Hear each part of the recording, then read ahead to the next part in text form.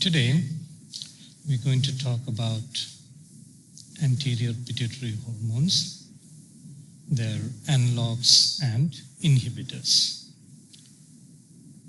So our objective is to look at anterior pituitary hormones. We'll be listing the different anterior pituitary hormones. We'll be looking at what are the disorders that we have due to them. And we'll be looking at growth hormone, agonists and antagonists. In agonists, we are going to look at somatropin. In antagonist, we are going to look at pegovisomant. And in gonadotropin, the agonist, we would be looking at urofolitropin.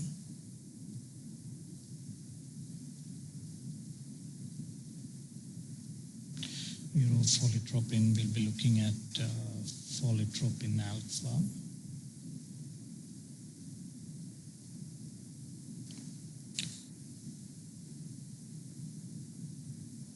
And we'll be looking at menotropins.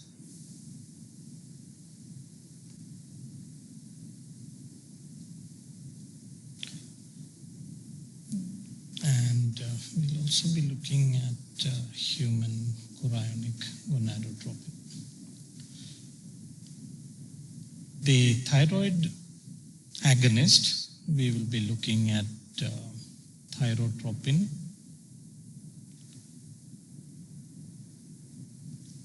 thyrotropin alpha, and ACTH, we'll be looking at ACTH.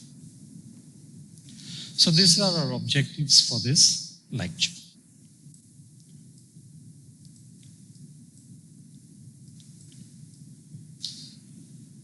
So let's begin with looking at what are the anterior pituitary hormones.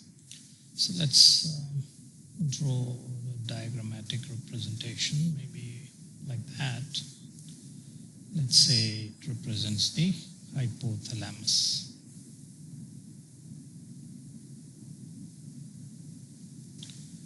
This hypothalamus, we know, is connected to the pituitary gland. So let's represent our pituitary gland like this.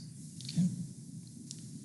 So this portion is the anterior pituitary. And this is the posterior pituitary. Okay. And what are the hormones of the posterior pituitary? Yes, it is oxytocin and vasopressin.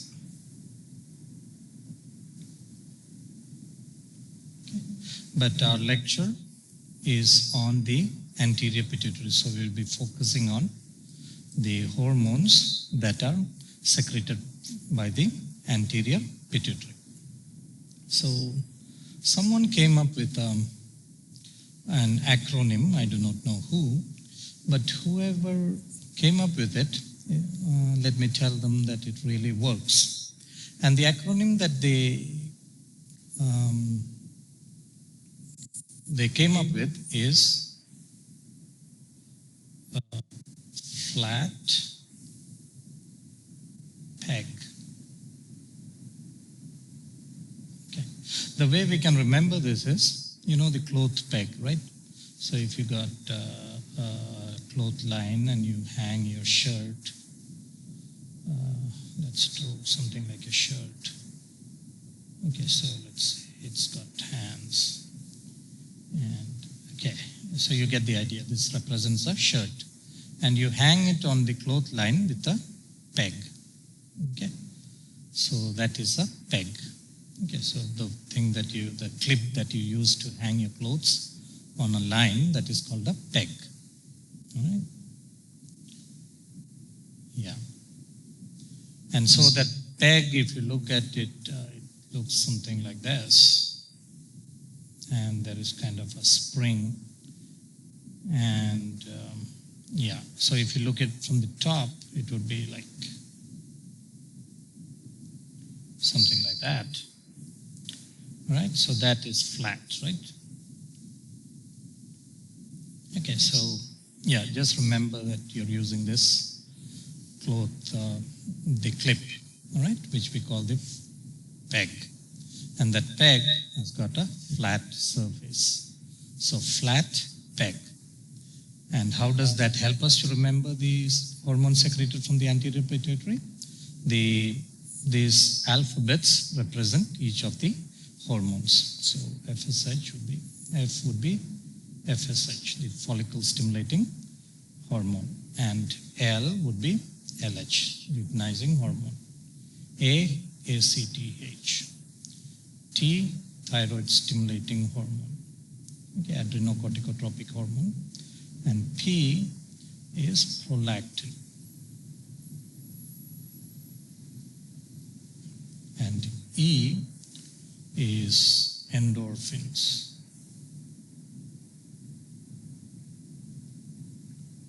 And G is growth hormone. Okay, so that acronym, this flat peg, enables us to remember the hormones which are secreted by the anterior pituitary. Okay, so these are secreted by the anterior pituitary. Okay, so if you look at many of the books, you won't find endorphins. Why? Because there is a small portion of the pituitary which we call the pars intermedia. Let me write here. Pars intermedia. Okay, it is a part of the anterior pituitary. And that secretes two hormones basically. One is the endorphins.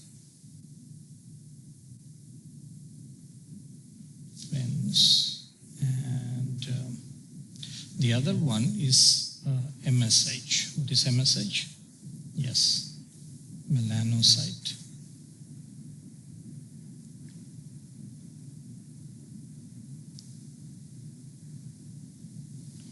Okay.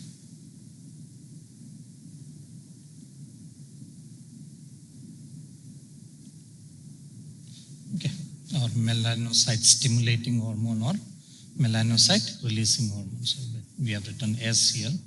So that S refers to basically stimulating. Okay, so melanocyte stimulating hormone. But the hormone of the pars intermedia is kind of considered to be minor in importance to the other hormones. Therefore, you might not find endorphins listed as an anterior pituitary hormone. And now you know the reason why. Okay, but for this acronym to work, we have added endorphins. But always remember, there is the melanocyte stimulating hormone there as well. Okay. So, of this, we have growth hormone and prolactin here. These are big peptides, meaning having about 200 amino acid residues. Okay, the others are glycopeptides.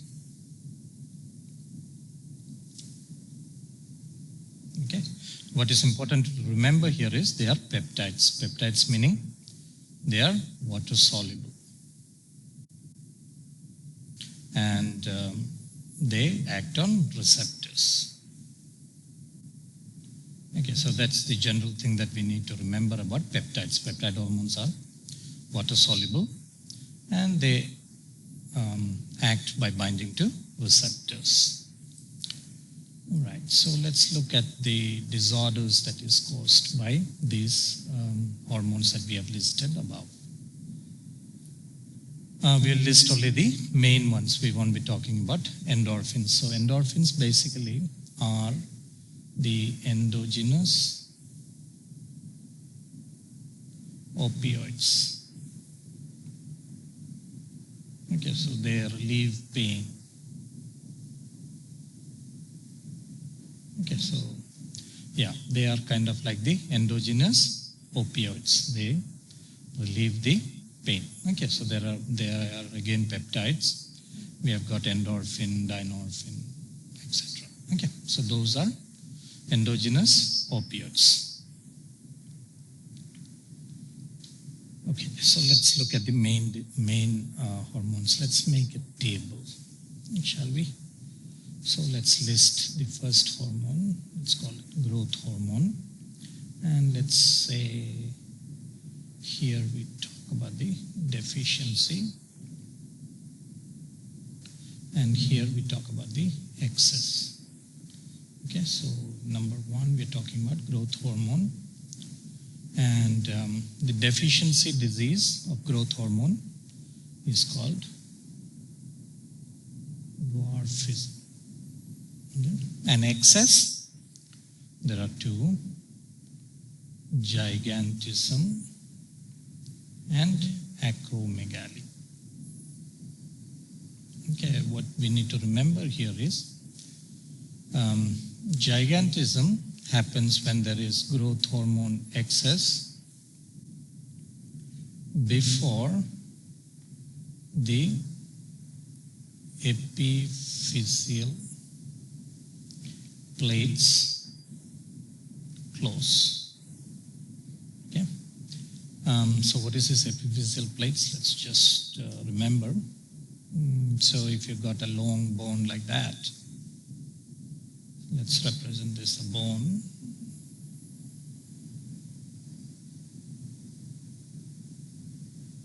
Okay, and this bone has got two growing surfaces, one there and one there. If you are in your puberty, okay, that's the time when maximum growth happens. So what happens? The bones expand in length. Okay, so during puberty, the bones expand. So yeah, so let's draw the same bone. Somehow the dimensions might be a little off, but the point to remember here is the bone has increased in length. So what has happened is the epiphyseal plate, it has grown. Okay, so growth happens at the epiphyseal plate. So new bone layers are added from the chondrocytes. So, and those chondrocytes become bone cells. Okay, and that is how the bone increases in length, and it is especially happens during puberty. So if at the time of puberty or from childhood to puberty, if there is an increase in growth hormone, then that can result in gigantism. But after you become an adult, after you have crossed puberty, you become an adult, the epiphyseal plates close, meaning you won't become taller. Okay, if you are a normal person, you won't continue to grow after you become an adult. Why is that? Because the epiphyseal plates have closed. Now, when the epiphyseal plates are closed, meaning in adults, if growth hormone is in excess, then we call it acromegaly. So acromegaly is seen after closure of epiphyseal plates. Okay? Right. So now we know that excess of growth hormone causes gigantism and acromegaly, and deficiency causes dwarfism. Let's look at the second hormone here. Let's write it there and take the red pen, and let's write LH and FSH. So what is it? LH? Luteinizing hormone and follicle stimulating hormone. So they are basically involved in the reproductive process. Now, if there is deficiency, the disease that they cause is called, the disorder is gonadal insufficiency.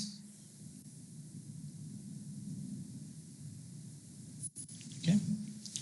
And if these hormones are in excess, they don't make you more fertile, they rather make you infertile. So in excess, it causes infertility. Okay, let's take the third hormone. And the third hormone is, let's say, ACTH. Okay, adrenocorticotropic hormone. So what adrenocorticotropic hormone? So adrenal. Okay, so if there is deficiency, there will be adrenocortical. No, let's use the other pen. Okay, it causes adrenocortical insufficiency. And if it is in excess, what happens? Yes, there is a disease that begins with C. What's that? Yes, it's eponymous. Okay? Cushing's disease. Okay? Cushing's disease. Okay? The next hormone that we can take could be, let's say,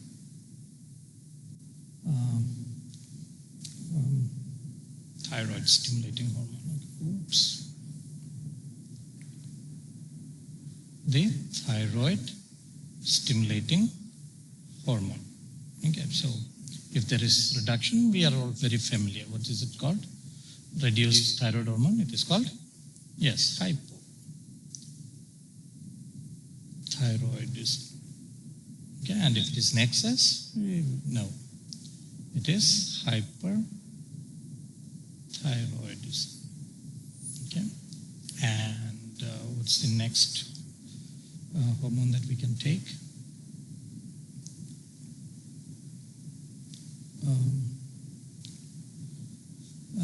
Let's take prolactin. Okay.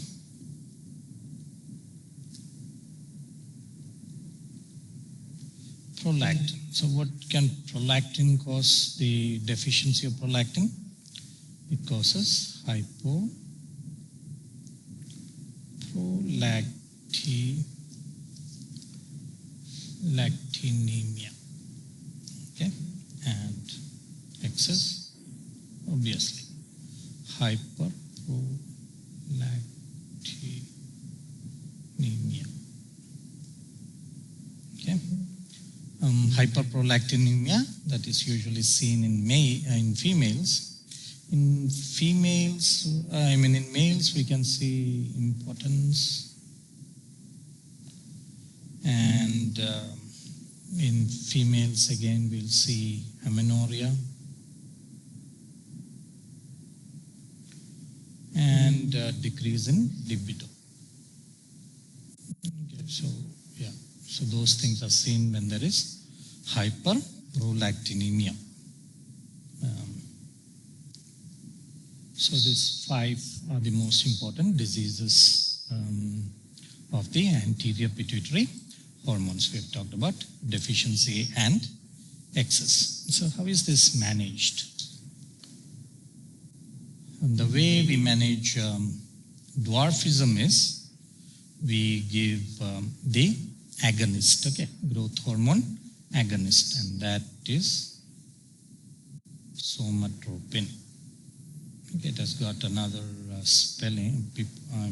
Some books you can find it written as somatotropin.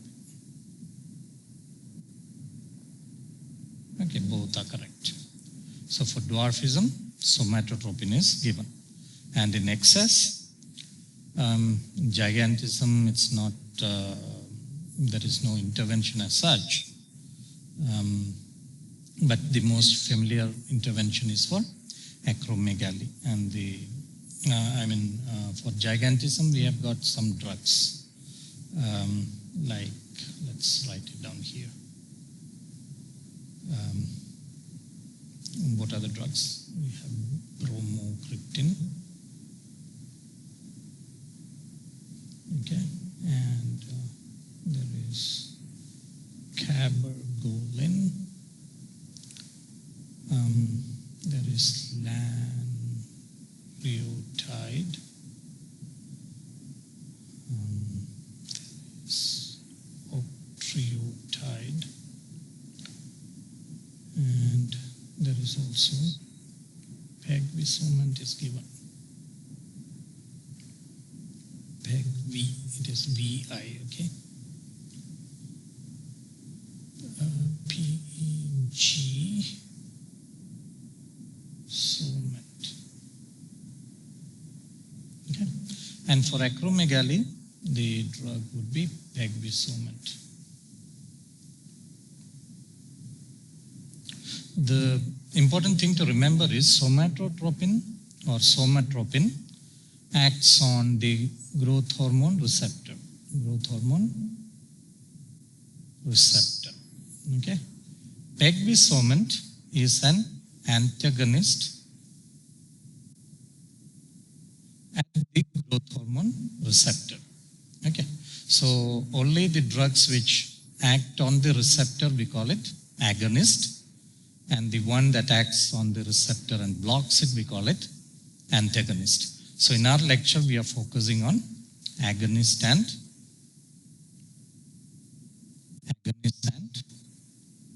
antagonists. Okay. As a result, we will be discussing only somatropin and pegvisomant. We won't be looking at these drugs. Okay. But it helps to know that there are other drugs for gigantism, but they don't act at the growth hormone receptor as such. Okay, so the next one, if there is problems with infertility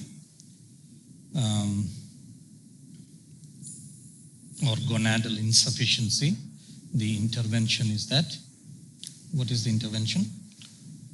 What is the male hormone? Male hormone is called testosterone. So oral or IM, intramuscular testosterone is administered, okay, in males. And estrogen and progesterone is given cyclically in females with uterus, okay, with uterus. But in females without uterus, what is the surgery in which the uterus is removed? What is it called? What is that surgery called? Yes, removal of the uterus. It is called hysterectomy.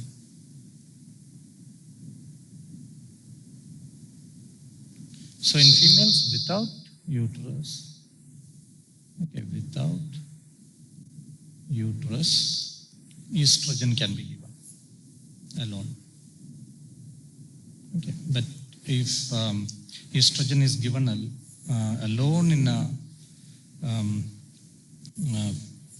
female, then what can happen is there is a risk of endometrial carcinoma. Okay, so estrogen, if it is given alone, then it can give rise to a risk of, it can increase the risk of endometrial carcinoma, okay, meaning there is an increased risk for endometrial cancer. So endometrium is found in the uterus. So if you don't have a uterus, then it's not an issue. Okay. Okay. So that can be done in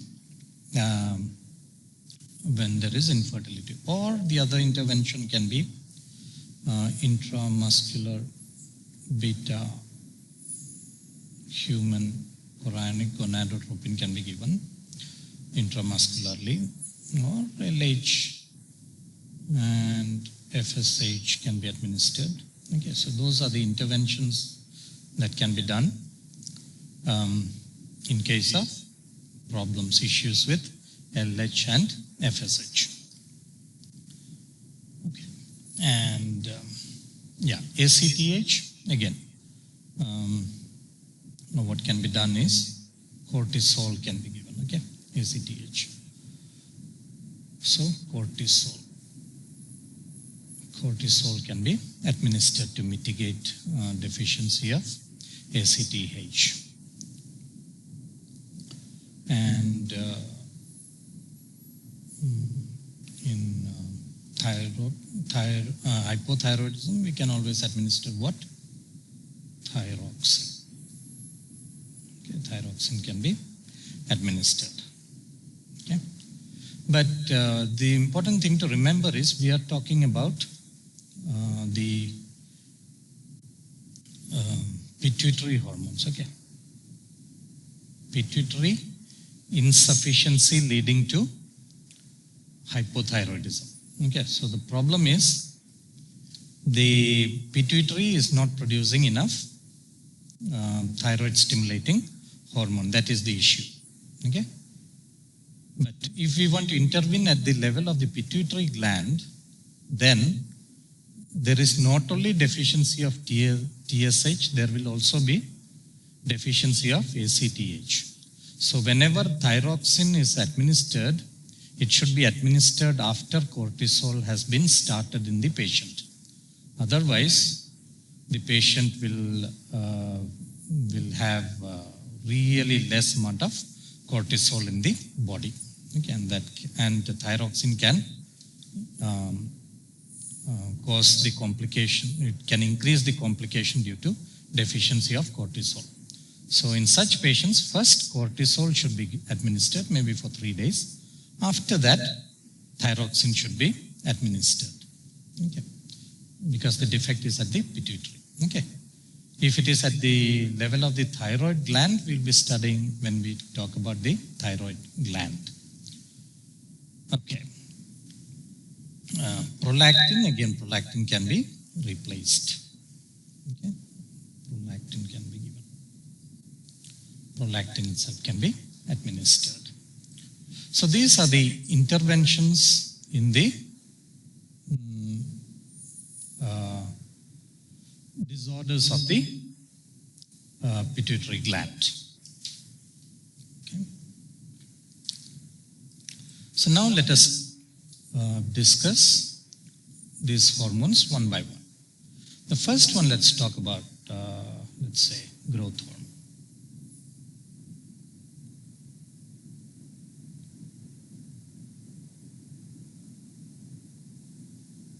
Okay. So as we discussed, it all begins from the hypothalamus.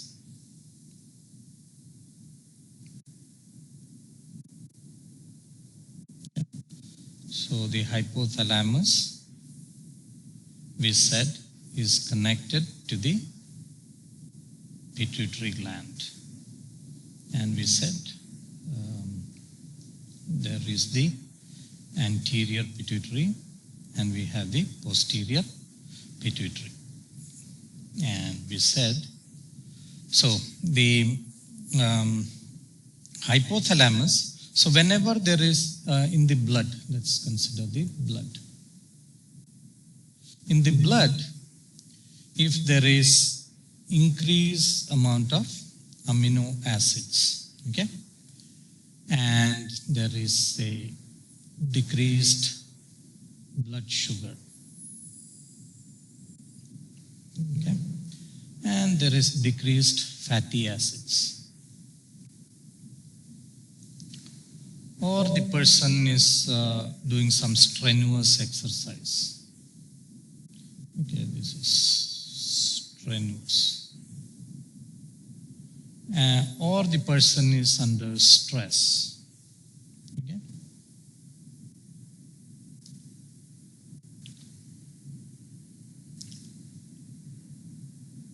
These things they will stimulate the hypothalamus to release, they'll stimulate the hypothalamus to release, okay, growth uh, hormone releasing hormone. Okay, growth hormone releasing hormone. And that will result in the release of growth hormone into the blood because it's an endocrine gland. It doesn't have a duct. Okay, so let us recap.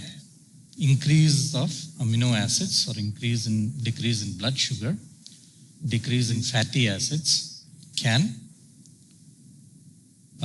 stimulate the hypothalamus, and the hypothalamus will release growth hormone releasing hormone. This will act on a group of cells which we call somatotropes,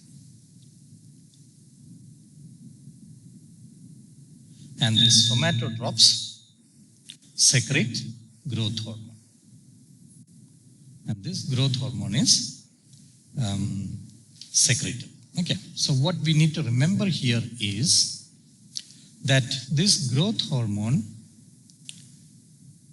is released by the body to solve some problems. What is the problem? Increase in amino acids, decrease in blood sugar, and decrease in fatty acids. Okay, so it is releasing growth hormone to solve this problem. So what does growth hormone accomplish? It will decrease the amino acids, it will increase the blood sugar, and it will increase the fatty acids. Okay, we mean the free fatty acids. Okay? Okay, so if we know this much, we already know what is the action of growth hormone on the blood. It will reduce the amino acids. It will increase the concentration of blood sugar. It will increase the concentration of fatty acids. Now, if you think about insulin, what does insulin do? Insulin decreases blood sugar and it decreases fatty acids. Okay. So now if you compare this, you can say growth hormone has got anti-insulin effect. Okay. So what is the counter hormone for insulin? It is glucagon. Okay. Opposite effect of insulin is the effect of glucagon. Growth hormone has got opposite effect to insulin. So growth hormone has got effects similar to glucagon. So if we understand this much, we can understand we can write about the biochemical effects of not only growth hormone but also insulin as well as glucagon. Okay, so this is a general thing that we need to remember. It helps us in our understanding.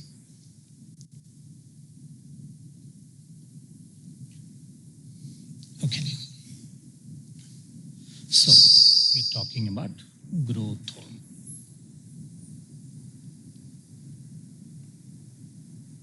So from the name itself, it is clear that it is going to bring about some growth.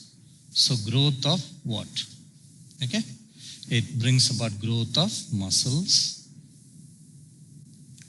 of bones and organs. Okay, in muscles we specifically mean the skeletal muscles. Okay, because the effect is very pronounced in the skeletal muscles. And bones, we are talking about the linear bones, meaning bones with epiphyseal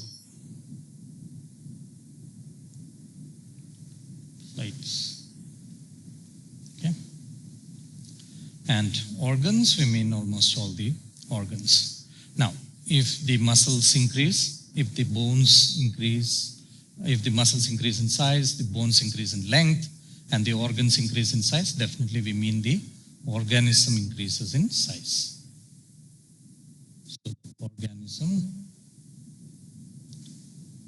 increases in size, and that is what we refer to as growth. Okay, so that is why the name growth hormone has come about. Let's look at the physiological release of growth hormone.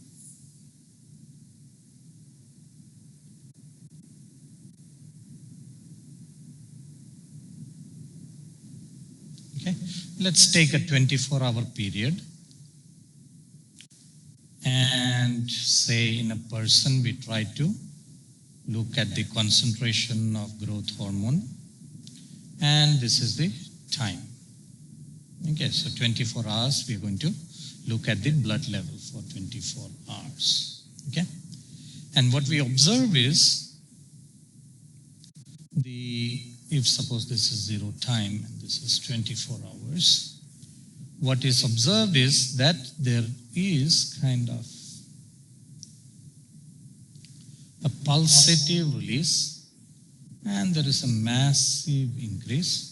And if we look at the time where there is maximum release, it is between 11 p.m. and 2 a.m. Okay, so this is the time where there is a massive release of growth hormone. Okay, so this is the physiological release of growth hormone. So this is growth hormone release 24 hours.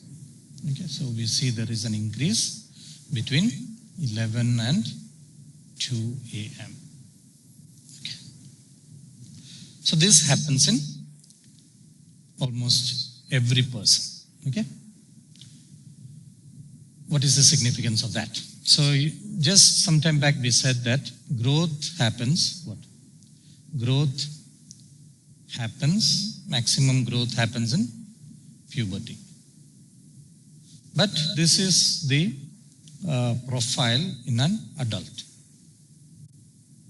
Okay, so the question is, puberty has already passed. Okay, the person is no more growing. But there is increased release in an adult. Why is that? Okay, so this, the reason is that not only is it important for the growth, it is also, growth hormone is important for the maintenance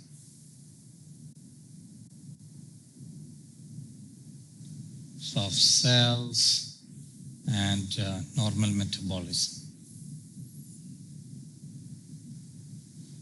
Okay, so that is why it is released even in adults. Okay. Let us look at another bit of data. Again, we are plotting the concentration, and this time we are following the people from their birth to their senescence.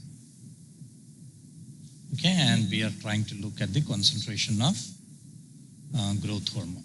So in birth, we see that there is an increase, and during puberty, there is a massive increase. In adulthood, it kind of tapers off and further decreases in senescence. Okay, so this is puberty. This plateau is adult life. And then senescence, when you become old, you see there is a reduction in growth hormone levels when you age. So this was the reason why people thought, when you're old, why can't you give growth hormone? Okay, because the idea is you can mimic the increase in concentration during puberty when your physical body is at its prime. Okay, so the idea is, why can't you give it when you are in your old age? So they tried. But unfortunately, they found that the body mass increased, but the performance of the body was not at par. Okay, performance was kind of not as expected.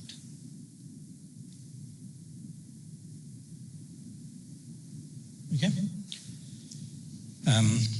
We said another important point, that the growth hormone results in growth of muscles, right? It increases the muscle mass. Okay, so this also was known from physiology. So the question was, in athletes, they need, if they have got more muscle mass, if there is increase in muscle mass, their performance will increase. Okay, so that was the idea. So therefore, in athletes, growth hormone is a drug of abuse. Okay, so that is the reason why it is abused by athletes. Okay, but if they abuse, what will happen? Their bones are also growing. Okay, and there can be issues related to that. Okay, so this is not a very good idea. Okay, in the short term, it might have some benefit, but in the long run, it really hurts the athletes. And then it is not legal. Okay, if you abuse this drug, you might not clear the biochemical examination by regulatory bodies in sports. Okay, now let's look at the effects of growth hormones. Let's look at the effects. So, growth hormone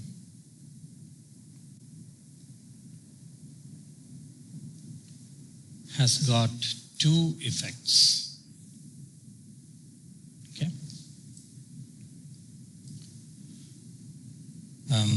It has got effects on almost all the cells of the body. So if this is a cell and growth hormone is a peptide hormone, so definitely it acts on a receptor. So this growth hormone can act on receptors. Let us represent this growth hormone with the color green. Okay, so this growth hormone can act on receptors of the cells. So when it acts on the cells and brings about some effect, that is called a direct effect. Okay, so it's got a direct effect, and that is on the cells, direct effect by acting on individual cells. And then it has got an indirect effect. Okay, what is the indirect effect? The direct effect, it's got a indirect effect. Okay, so the indirect effect is by acting on the liver. It acts on the liver. So let's draw something that represents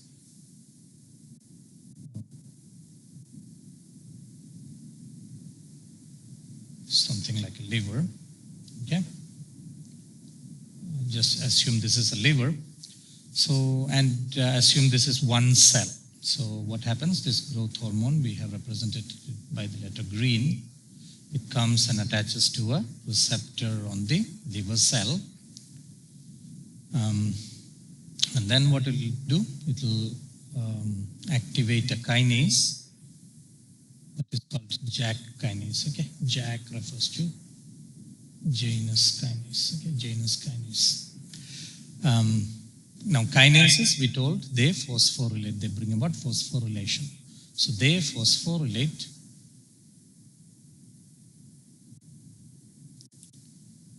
STAT, okay, which is a protein, okay. And this STAT enters into the nucleus, brings about transcription and translation. Okay, and by that produces a protein which is called IGF-1.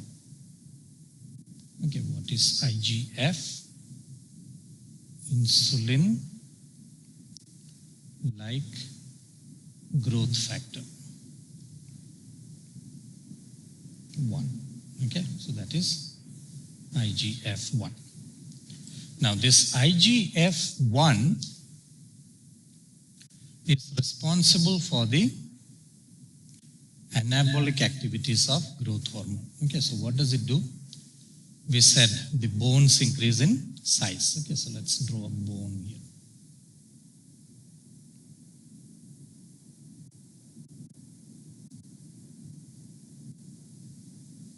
Okay, so this IGF-1 acts on the bone, and what does it do?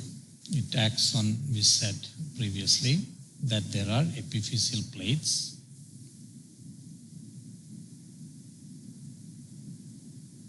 Okay, and chondrocytes are laid in. So, chondrocytes. So the number of chondrocytes will increase the number of chondrocytes, increase the size of it, and then differentiate it into bone cells. Okay, so the chondrocytes will be laid down and they will differentiate and more bone cells will form, and that's how the bone elongates. Okay, so there is increase in length of the bone.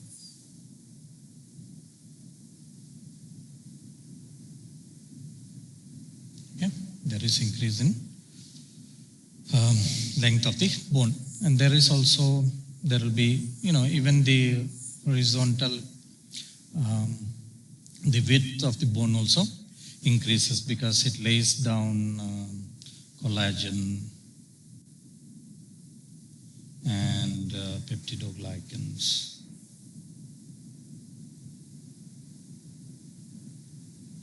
Okay, so, and then, other proteins are increased. Okay, so basically lots of protein synthesis happens, and the length of the bone, it increases. Okay. So we talked that growth hormone increases the length of bones. Okay, it increases the length of the bone. The next thing we talked about was the muscle. So let's take a muscle.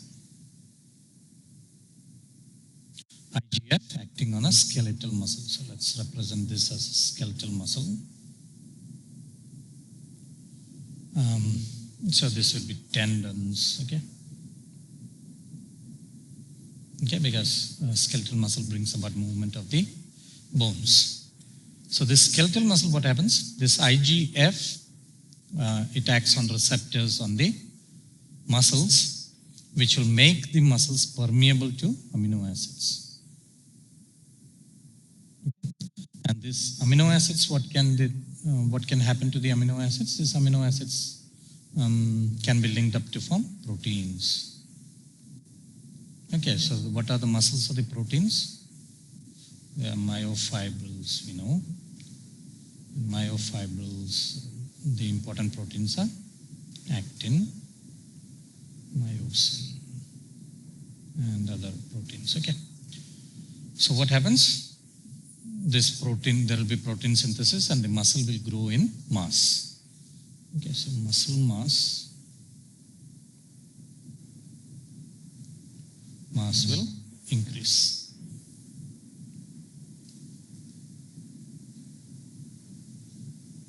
Okay, so initially we also told what happens. Let's go back to our initial graphic. So we said that the hypothalamus, the increased amino acids is the stimulus for the release of growth hormone. So what does growth hormone do? And we said growth hormone will decrease the concentration of amino acids. So now we have the explanation. How is it decreasing the concentration of amino acids? So those amino acids from the blood is taken into the muscle to build proteins, and thereby the concentration of amino acids in the blood will decrease. Okay? Right. So now the question is, suppose there is a person who has crossed puberty, has become an adult, and you give growth hormone. Okay, will it have an effect? No. Okay, because the epiphyseal plates are closed. So growth hormone will have effect on the bones as long as the epiphyseal plates are open.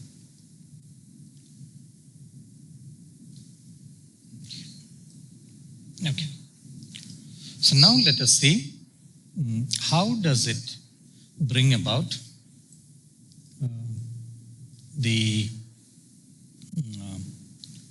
how does this event happen? Okay, this is what we are going to explain now.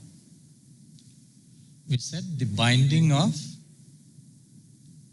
the growth hormone to the receptor and stimulation of the activation of Janus kinase. That is what we are going to explain now. All right. Okay. And that will be the molecular mechanism of action of growth hormone. Okay. So mechanism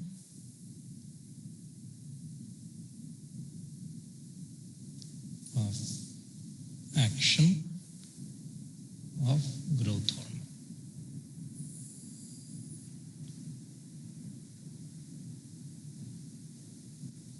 Okay, so let us recap what we know up till now. We know that there is a growth hormone, and that growth hormone, we said, acts on a receptor on this cell, and that brings about an effect. Okay, so now we are going to explain what happens at the molecular level here. So for that, we need to represent the growth hormone receptor. Okay.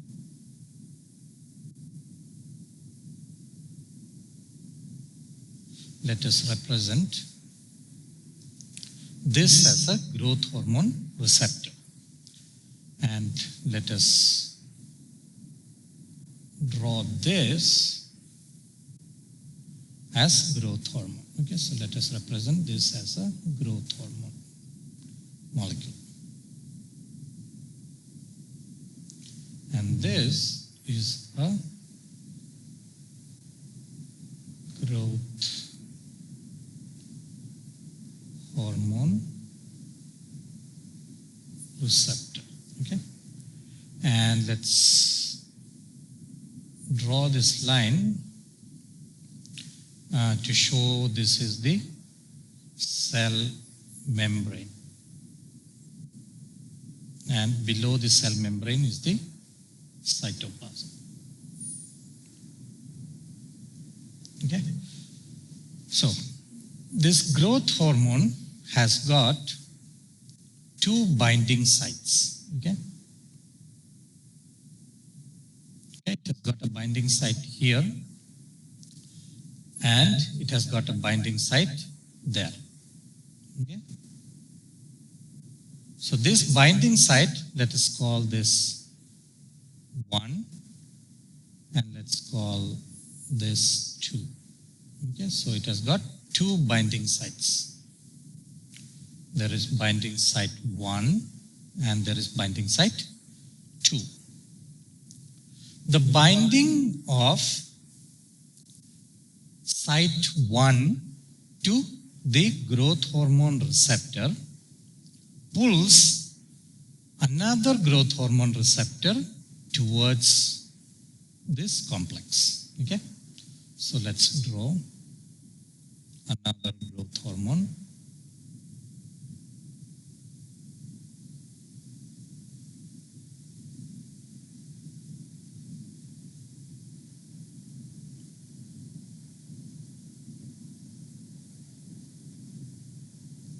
Okay, so the binding of the site 1 of the growth hormone to the growth hormone receptor, pulls the second growth hormone receptor towards it, okay, which binds to site 2.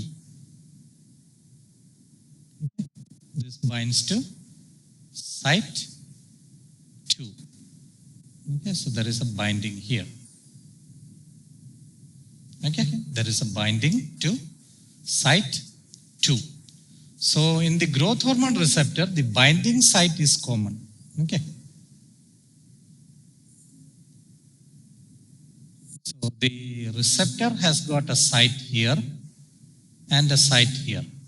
These both sites are the same. Okay. But the growth hormone has got 2 sites for attachment. But both sites can bind to the same site on the growth hormone receptor. Okay, I hope I made it myself clear. Okay. Okay. Now what happens? We are going to, so the growth hormone comes and binds to this receptor. This brings about a change which is called ligand driven. Let's write it down here. Ligand driven, okay, functional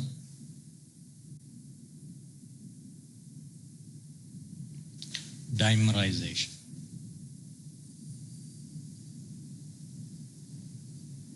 Okay, so the ligand was responsible for the 2 growth hormone receptors to come together. So that is why it is called ligand driven. Functional dimerization. Only when these 2 growth hormones come close to each other at this distance, only then they will get activated. Okay, so that is called functional dimerization, when it becomes active. So what do we mean by active? It can bring about phosphorylation,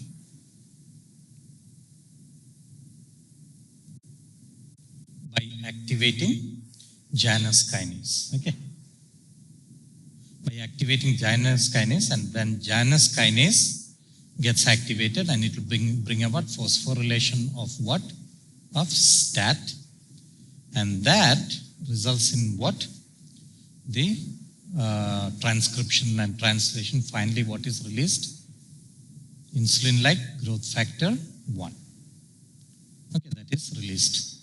So this event will happen only if these events take place. Okay. So let us put some details to what we have discussed. So the growth hormone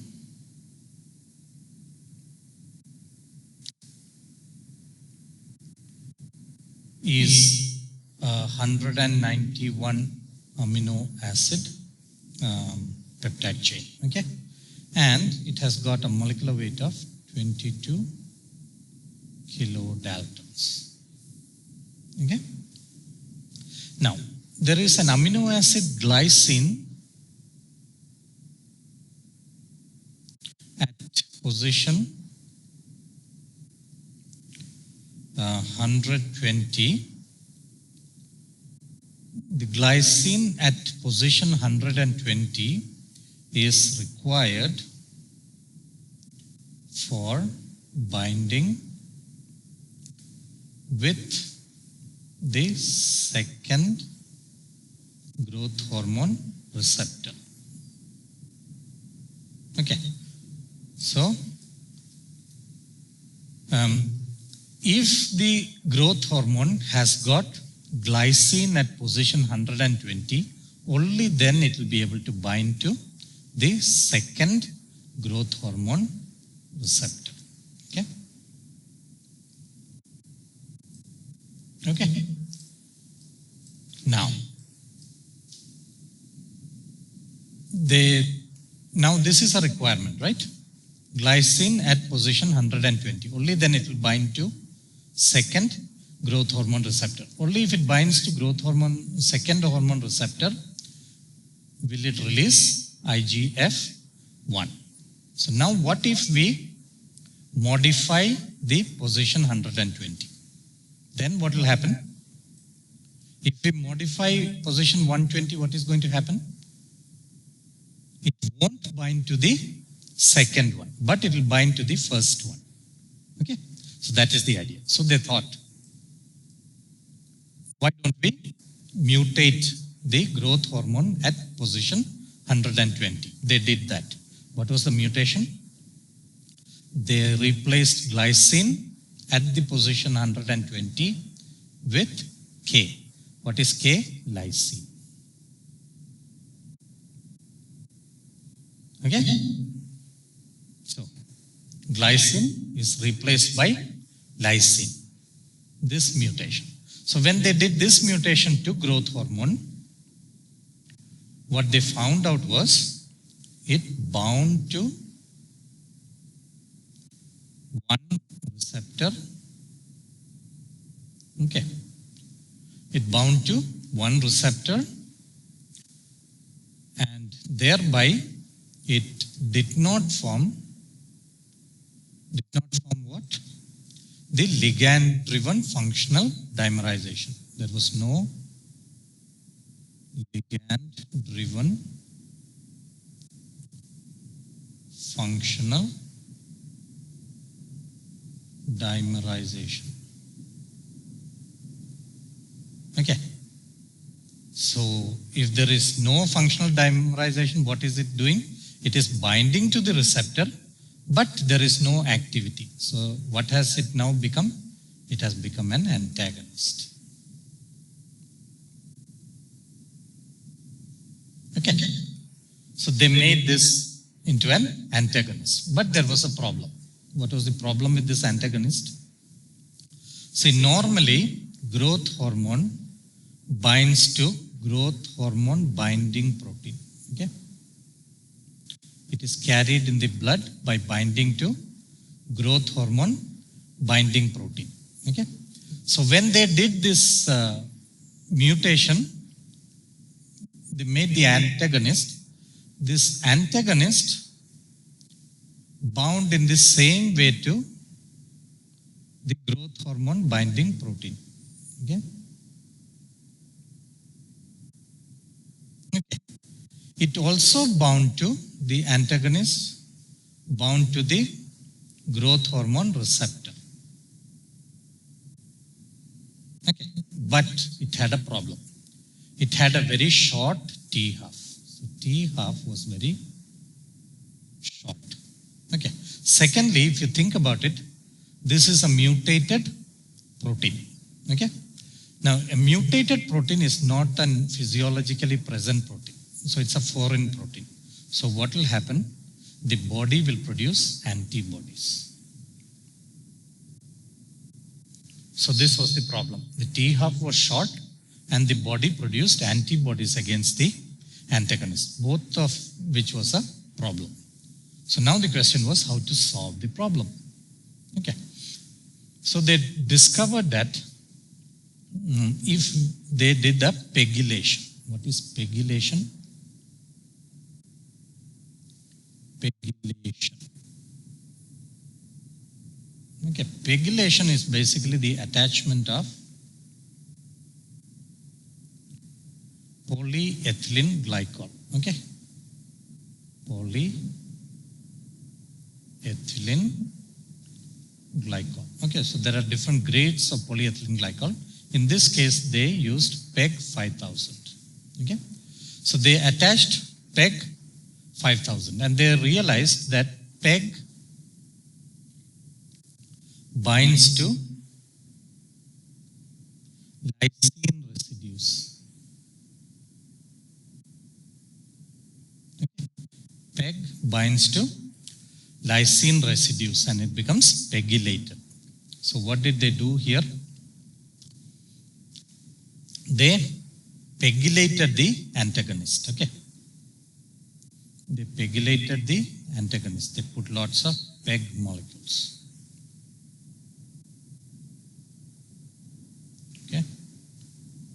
PEG molecules. What happened was, it did not have any effect on binding to, there was no effect on this pegylation, did not produce an effect here. Okay, there was no change in the binding of the antagonist to the growth hormone binding protein. But there was reduced affinity.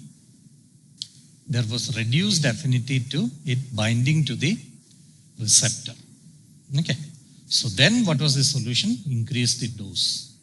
So if the dose was increased, what happened was it could act as an antagonist.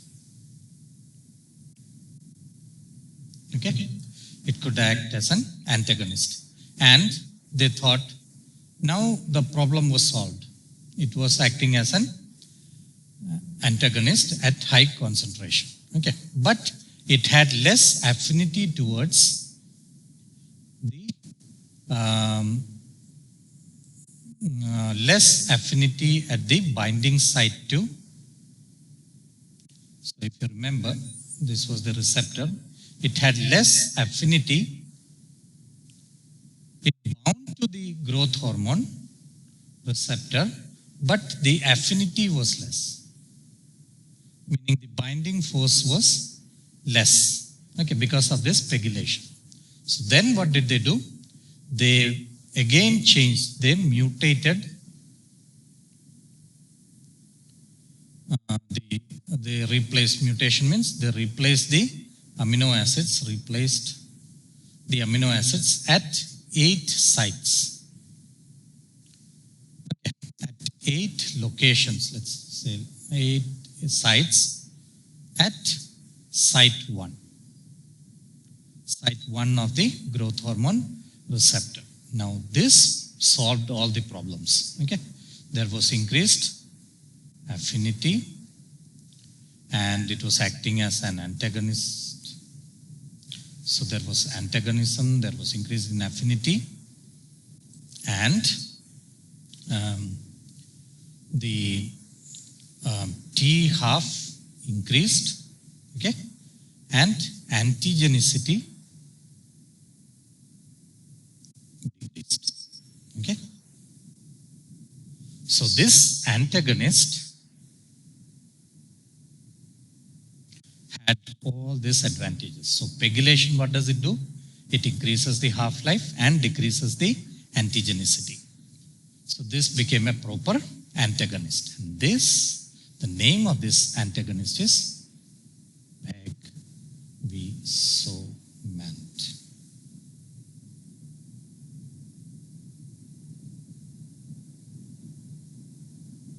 Pegvisomant. So this was now used in the clinic. Where was it used for? It was administered as a 40 milligram loading dose. Because it is a peptide, you cannot give it orally. So what is the other route by which you give? Peptides. The favored route is subcutaneous. So this 50 milligram loading dose should be given under physician under supervision.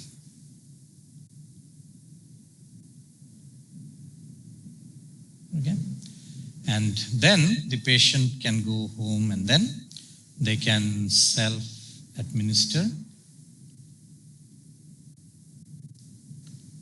10 milligram per day. Okay.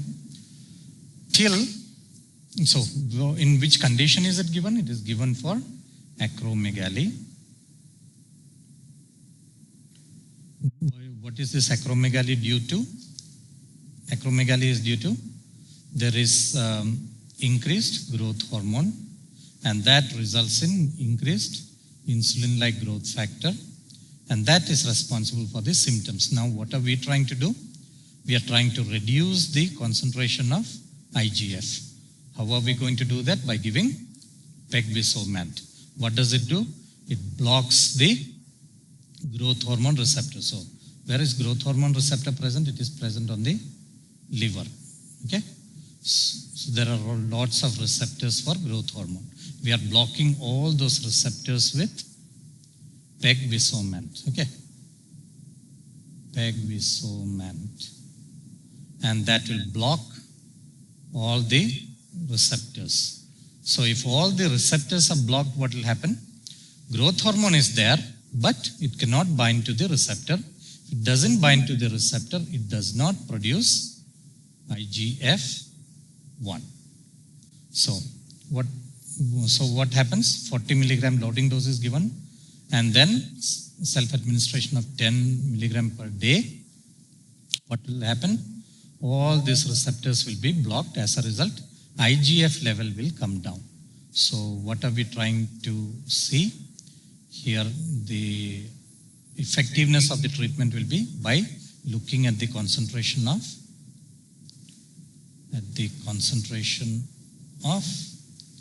IGF-1.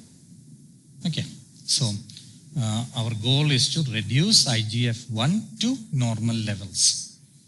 Okay, so by looking at this concentration throughout the therapy, we can titrate the dose. Either the self-administration 10 milligram can be increased or decreased by titrating the, so the dose is titrated based on the concentration of IGF-1. Okay, dose is titrated, okay, by measuring the concentration of IGF-1.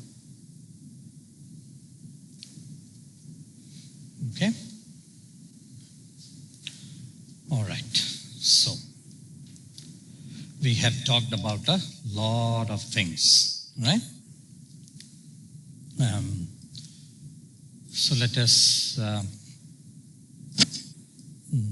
look at the clinical use of growth hormones. Okay.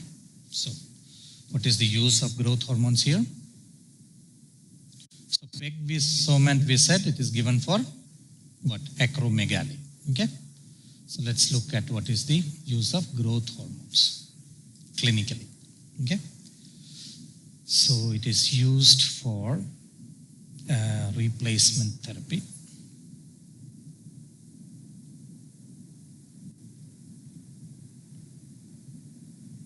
Okay, replacement therapy in what? In pediatric patients.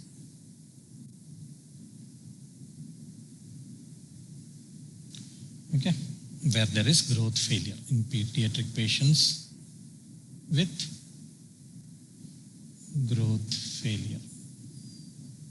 Okay, so why are we giving it to pediatric patients? Because the epiphyseal plates have not closed. Okay, so yeah. Then other conditions which are not related to growth hormones, but the stature is short, like in Turner syndrome.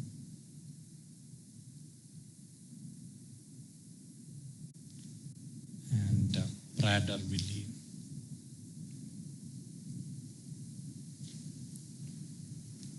syndrome.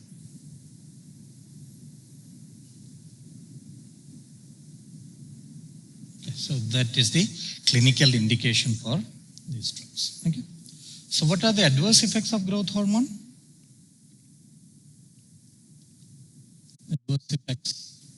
Adverse effects would be it can cause edema.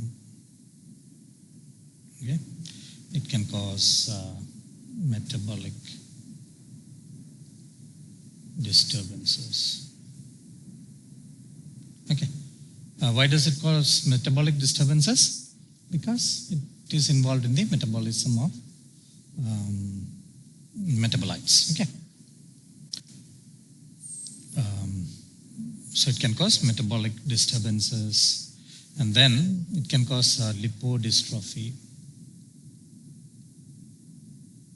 Okay. Why? Because it is a peptide and it is given subcutaneously. So it can cause changes in the lipids at the injection sites. Okay, and what is the contraindication? So we said it is given to pediatric patients. Why is it given to pediatric patients? Because the epiphyseal plates have not closed. So it is contraindicated if the epiphyseal epiphyseal plates have closed. Okay, so it's contraindicated if the epiphyseal plates is closed. Then, as other drugs, it can have nausea, vomiting. Okay, those are also the adverse effects, and these adverse effects are common even for the antagonist. Okay, I think this nausea and vomiting is seen more with the antagonist. Okay. Which antagonist? Pegvisomant. Okay. Yeah, in growth hormone it is kind of less. But that doesn't mean there is no nausea and vomiting with administration of growth hormone subcutaneously.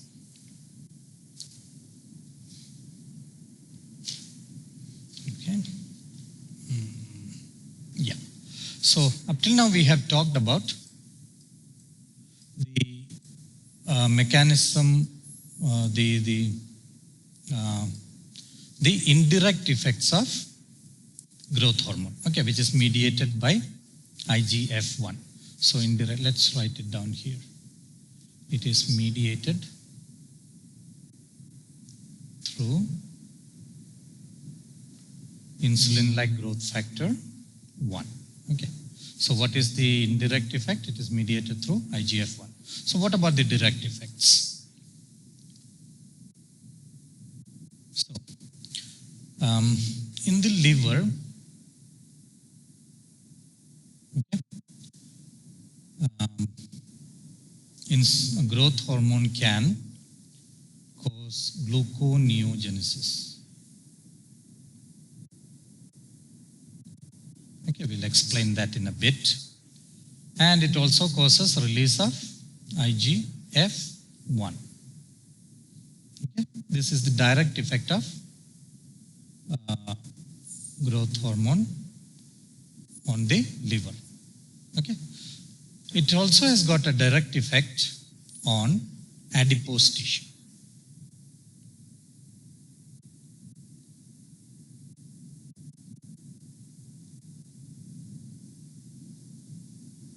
Okay. So growth hormone is released into the blood. From the blood it goes into the liver and it releases insulin-like growth factor. Through the blood it also reaches the adipose tissue and it binds to the receptor on the adipose tissue. Okay, there are receptors on the adipose tissue and that results in hormone-dependent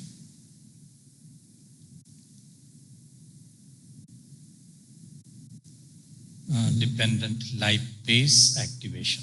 Okay, lipase activation. So what will that do? It will convert the lipids. So this lipase, what will it do? It will convert the lipids to glycerol and free fatty acids. Okay.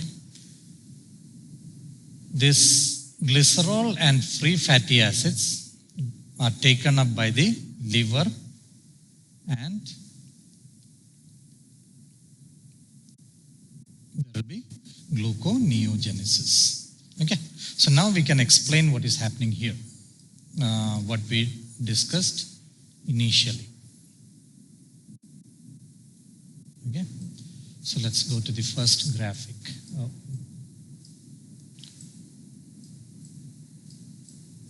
So here we said that when we give growth hormones, what is going to happen? Amino acids are going to decrease. This we have explained. There is increase in blood sugar. Why is there increase in blood sugar? Because there is gluconeogenesis. Okay. And there is increase in fatty acids. Why is there increase in fatty acids? Because of lipolysis. Okay, so we said free fatty acids are liberated and glycerol is liberated. Both are used in the liver to form gluconeogenesis. Okay. All right. So if we know this much, then we have explained growth hormones. We have talked about the antagonist and the agonist. Okay. So the agonist was what? Somatropin. Okay. So somatropin is a growth hormone analog.